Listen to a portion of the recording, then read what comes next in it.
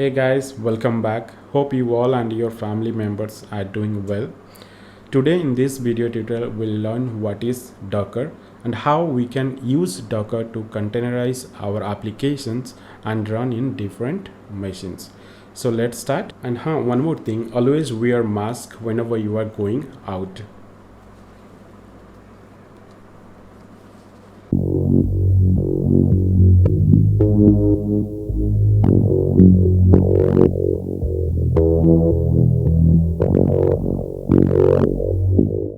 So let's see what is Docker. Docker is a platform used to containerize your software, using which you can easily build your application, package them with the dependencies required for your application, and ship it to run on other machines. Then Docker is simplifying the DevOps methodology by allowing developers to create templates called images, using which you can create these lightweight containers. It helps you deploying your applications in separate containers independently and in different languages. You can use multiple languages, whatever it is, either Java or .NET or Python, whatever languages you use to build your application. It does not matter. It delivers multiple applications hassle-free and have them run in the same way on all your environments, including designing, testing, staging environment, QA environment, or production. Or it can be used in desktop or your cloud native applications, whatever it is, it does not matter. So it will run all these environments. You create and develop your applications and build and package all the dependencies which is required and ship to anywhere wherever you want which environment you to run. Then run on any machine. It can be run on any machines, whatever it is, like your staging or QA or production environments. So let's discuss about what is containerization. Containerization is a technique where the virtualization is being brought containerization to an operating system level. In containerization, you virtualize the operating system resources, and it is more efficient as there is no guest operating system consuming the host resources. As containers utilize only the host operating system and share relevant libraries and resources only when it is required. The required binaries and libraries of containers run on the host kernel, leading to the faster processing and the execution. So containerization, that is containers, is a lightweight virtualization technology acting as an alternative to hypervisor virtualization. It handles any application in a container and run them without thinking of any dependencies, libraries, or binaries. So what are the advantages of using containerization? So the advantages are like containers are small, lighter in weight because they share the same OS kernel. It does not take much time to boot off. In fraction of seconds, it will boot off. And high performance with lower resource utilization.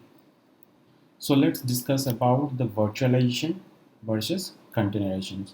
Okay, in case of virtualization, if you see in this picture here on top of the host OS, we have the hypervisor technology being used by the virtual machine like VMware, the hypervisor, and on top of the hypervisor, we have multiple guest OS being installed. In these ways, we have to install the required libraries and binaries, and then the applications will be installed. So suppose here in this case we have three virtual machines, three VM1, VM2 and VM3, and all these virtual machines being used in the OS kernel of the guest OS. So here what we have to do, we have to unnecessary purchase or unnecessary use the guest OS, so it will add extra cost to our infrastructure.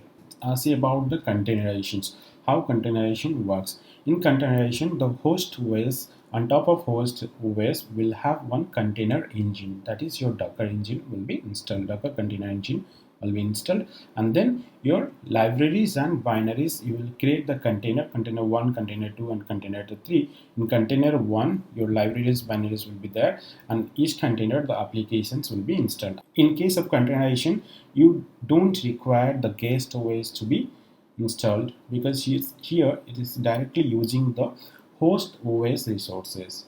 So that's why it is using the host OS kernel, and it is lighter than the virtualization. Here containerization, what we do, we package everything into one image, one bundle, and make it one image and create a container out of that image. So in that case, the images will contain all the required dependencies, libraries, binaries, what is required for the applications to run. So to get that image and run on any machines and create containers and run your application on any machines. Okay, so let's see more about the resource utilization, how the resource being utilized in case of virtualization and containerization. In case of virtualization, suppose you have total 18 GB of memory and you created three virtual machines, VM1, VM2, VM3, and you allotted 6 GB of memory to each VM.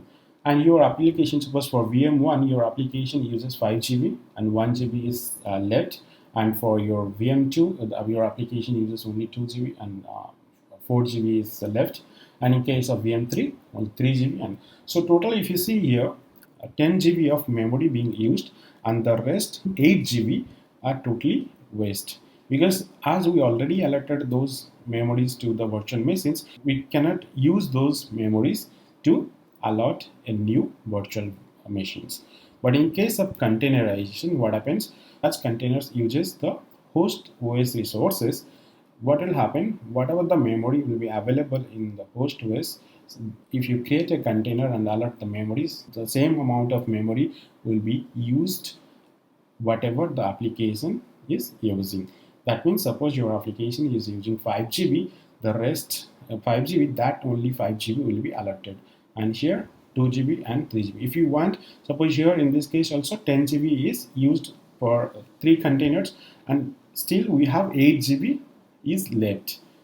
We can allot this 8 GB to a new container. If you want to create a new container, you can create and allot that 6 GB to the new container. Okay, so you can see how the memories can be utilized properly. Let's discuss about the Docker architecture. Here in this diagram, if you see, we have three parts of this Docker architecture. One is client, next one is Docker host, and then registry. Docker uses a client server architecture. The Docker client consists of Docker build, Docker pull, and Docker run. The client talks to the Docker daemon, and the Docker daemon helps building, running, and distributing the Docker containers.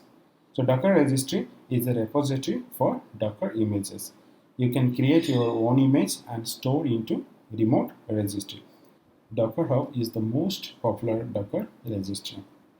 Okay. So when there is a request from the user to build an image from a Docker file, the Docker client will send the request to the Docker host, and Docker host build that Docker file and create an image. Out of that image can be stored into the Docker registry, and you can use that image to create container on any machines. Hope you understood it clearly, and it will help you to learn Docker. That's all for this video.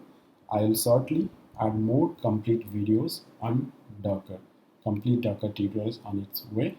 If you have not subscribed my channel yet, please do subscribe. You'll get notified when I add more videos on my YouTube channel. Thank you. If you have any doubt or any questions, please do comment me in the comment section below. I'll try to answer your questions.